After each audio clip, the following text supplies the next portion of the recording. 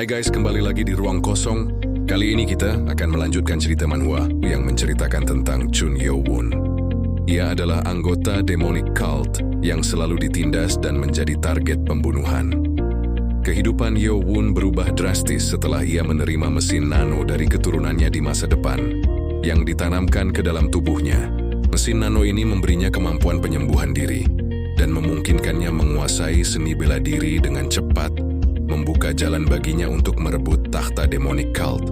Bagi kalian yang belum subscribe, silakan tekan tombol subscribe dan nyalakan lonceng notifikasinya agar kalian tidak ketinggalan konten-konten yang akan kami unggah. Tanpa berlama-lama lagi, mari kita lanjut ke alur ceritanya. Setelah proses berat yang mengubah serat otot dan pembuluh darahnya, Deon terbangun dari bius. Aku tak akan melakukan ini lagi, pikirnya. Saya sudah memperingatkan Anda, Tuan Timpal Nano. Tapi kenapa aku berbaring begini? Apa penjaga Jang sempat datang? Tanyanya dalam hati. Setelah bangun dan tubuhnya kembali pulih, Deon mulai mempraktikkan jurus belati rahasia itu lagi. Sekarang pasti sudah tidak sakit saat jurus belati rahasia kulakukan, pikirnya. Saya sudah mengubah serat otot dan pembuluh darah Anda, selayaknya orang yang telah berlatih selama 20 tahun. Timpal Nano. Deon memulai latihannya. Setiap gerakannya terasa ringan. Gerakannya sama seperti tadi, tapi lebih tepat dan kuat. Rasanya seperti menebas angin. Setiap gerakan dan tubuh seperti menyatu dan mengimbangi. Ini gerakan pertama. Lalu sekarang gerakan kedua. Boom! Aduh, gawat. Aku belum menguasai tenaga dalam, tapi jejak kakinya jelas sekali. Apa energi luarnya sudah sempurna. Seakan energi dalamnya tidak ada. Bisa gawat kalau penjaga Jang melihat ini. Lanjutnya, Pangeran, saya membawa makanan, kata penjaga Jang. Bagaimana ini? Deon panik. Nggak bisa kembali walau aku injak. Pangeran? Panggil penjaga Jang. Hari ini aku lapar sekali. Balas Deon terbata-bata sambil menutupi jejak kakinya. Bukannya Anda biasa makan di dekat jendela? Tanya penjaga Jang. Karena untuk sementara tidak bisa pulang, aku mau makan di dalam. Balas Deon mencari-cari alasan. Penjaga Jang tidak sadar kan ya, gumam Deon dalam hati, tersenyum palsu. Tumis pakcoy dan babi panggang, juga nasi dan telur yang digoreng di minyak. Ini semua kan makanan kesukaanku. Penjaga Jang ternyata memperhatikanku. Karena hari ini hari masuk Akademi Dunia Iblis. Ini bisa jadi sarapan terakhir yang penjaga Jang buat untukku. Gumam Deon dalam hati terharu. Perubahan emosi tiba-tiba menyebabkan asam lambung mengalir kembali ke kerongkongan. Saya akan merangsang sekresi kelenjar ludah, telan makanan dan air liur untuk menenangkan sekresi asam lambung, kata Nano menginformasikan. Nano, berhenti bicara aneh dan diam saja, timpal Deon kesal. Masuk ke mode diam sementara, balas Nano. Akan kumakan tanpa sisa, gumam Deon dalam hati. Makannya pelan-pelan nanti tersedak. Timpal penjaga Jang memperingatkan. Iya, balas Deon. Penjaga Jang terima kasih makanannya, kata Deon. Pangeran, soal jurus belati rahasiaku. Sejak kapan Anda Bukan, maksud saya sejak kapan Anda mempelajarinya? Tanya penjaga Jang. Deon tersentak. Apa maksudmu? Balas Deon. Penjaga Jang menggeser meja itu dan menunjukkan bekas latihan Deon yang ditutupi tadi. Ini adalah gerakan seni belati rahasia sebelum masuk ke tahap kedua. Jejaknya lebih jelas dari yang sebelumnya. Aku tidak salah lihat, gumam penjaga Jang terkejut. Mencuri jurus bela diri orang lain itu dilarang di Wulin, rimba persilatan. Tapi aku malah mencuri bela diri karena tergoda kekuatan Nano. Gumam Deon dalam hati merasa bersalah. Itu, balas Deon tergagap. Aku tak bisa mengelak walau penjaga Jang menghinaku. Bagus sekali, jelas penjaga Jang memuji. Deon terkejut mendengar pujian itu. Memangnya kenapa kalau belajar diam-diam? Pangeran juga manusia. Kalau bukan karena perjanjian dengan 6 sekte, saya pasti sudah mengajarkannya pada Anda dari dulu. Lanjut penjaga Jang. Penjaga Jang, timpal Deon berkaca-kaca terharu. Ini apa? Tanya Deon. Ini adalah metode aliran energi untuk tenaga dalam keterampilan belati. Balas penjaga Jang. Kenapa kau berikan ini padaku? Tanya Deon. Saya ingin memberitahu metode tentang cara melatih tenaga dalam itu sendiri. Tetapi di akademi, Anda akan belajar yang lebih baik. Pelajarilah itu, lanjut penjaga Jang. Deon mengambil kertas itu sambil meneteskan air mata haru. Dia sangat tersentuh akan kebaikan penjaga Jang. Penjaga Jang, aku tak akan menangis lagi. Jelas Deon dalam hati mengingat kebersamaannya setelah ditinggal ibunya dulu. Tak akan lagi. Sudah 5 tahun sejak ibunya meninggal. Walau Pangeran Chun berusaha bertahan sekuat mungkin, dia hanya anak laki-laki yang rindu kasih sayang orang tua. Tapi, gumam penjaga Jang, setelah Anda masuk akademi, saya tidak bisa ada di samping Anda. Maka dari itu, Anda boleh menangis hari ini. Tapi mulai sekarang Anda harus lebih kuat. Lanjutnya memberikan nasihat. Terima kasih, balas Deon. Jangan ragu-ragu dan takut lagi. Walau ibu tidak ada di sini, aku masih punya tempat untuk pulang. Gumam Deon dalam hati.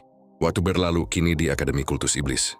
Apa benar semua sekte di kultus berkumpul? Ada beberapa orang yang ada di sini? Sepertinya sekitar 1000-an orang. Aku gugup karena datang ke Akademi Dunia Iblis. Akademi kali ini adalah pertarungan kelompok kecil.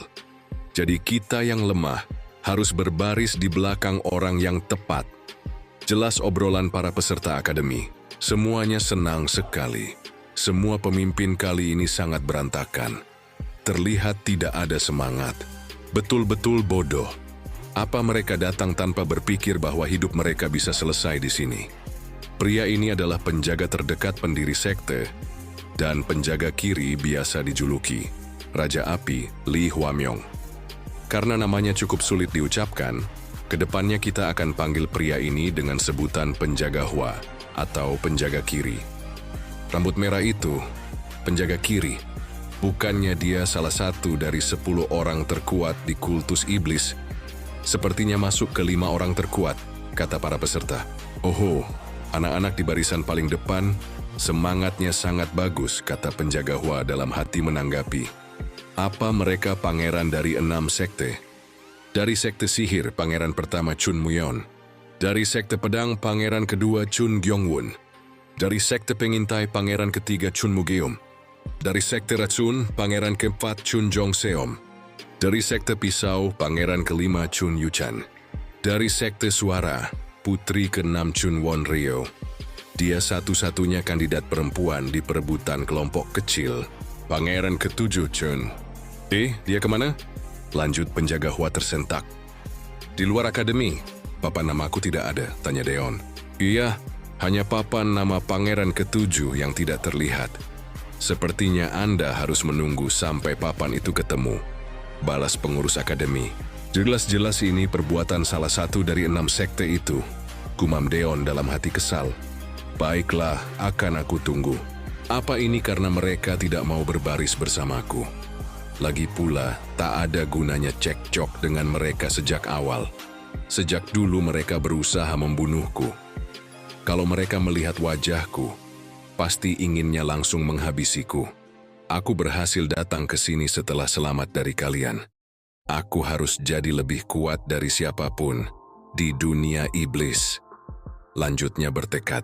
Ramai sekali. Susah juga pergi ke depan, lanjutnya dalam hati. Papan nama hitam nomor 7. Dia calon pemimpin grup kecil selain dari ke-6 sekte itu kan? Katanya dia bahkan tidak belajar bela diri. Pasti dia jadi yang pertama kali keluar, kata para peserta meremehkan Deon. Sudah jelas apa yang mereka bicarakan. Silakan menertawakanku sampai puas. Timpal Deon dalam hati kesal. Apa dia di sana? Menggelikan sekali melihatnya terkucil di deret belakang. Gumam penjaga kiri mengejek. Dia menarik perhatian dengan cara unik. Dasar si anak haram ketua. Terompet tanduk dibunyikan, menandakan pemimpin kultus iblis agung akan segera muncul. Pemimpin kultus berjalan memimpin, para pengikutnya mengikutinya dengan gagah. Para peserta akademi terperangah kagum. Keheningan terasa sangat mencekam. Pemimpin kultus duduk di singgasananya.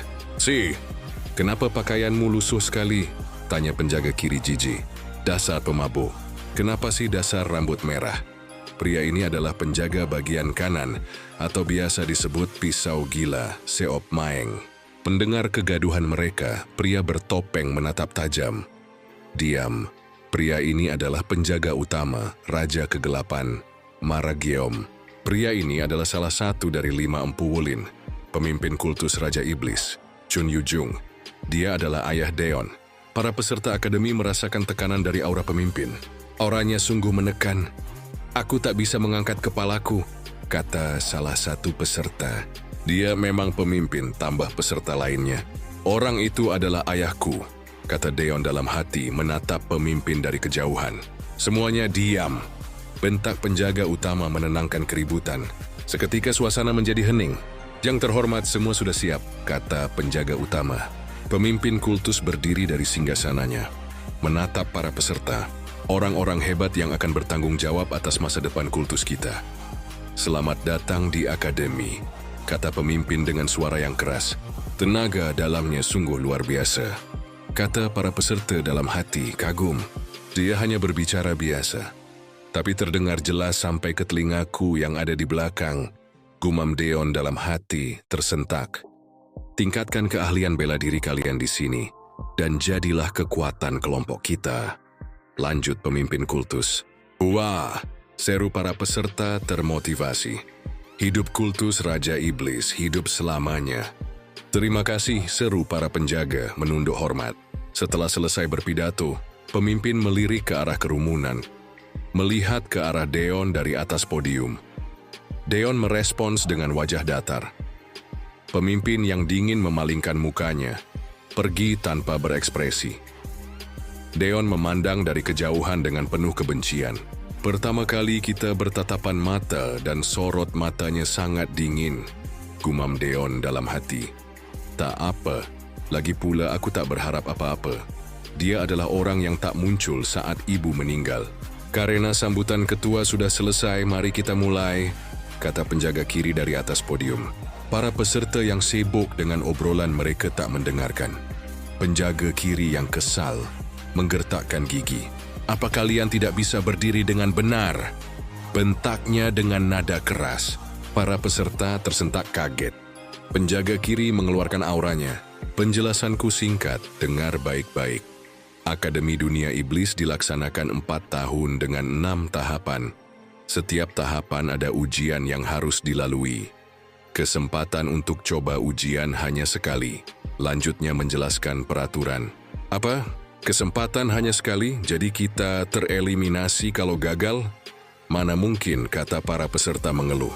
"Kalian sudah mengerti rupanya." "Iya, siswa yang tak lolos ujian akan tereliminasi." Tiba-tiba pangeran kedua mengangkat tangannya.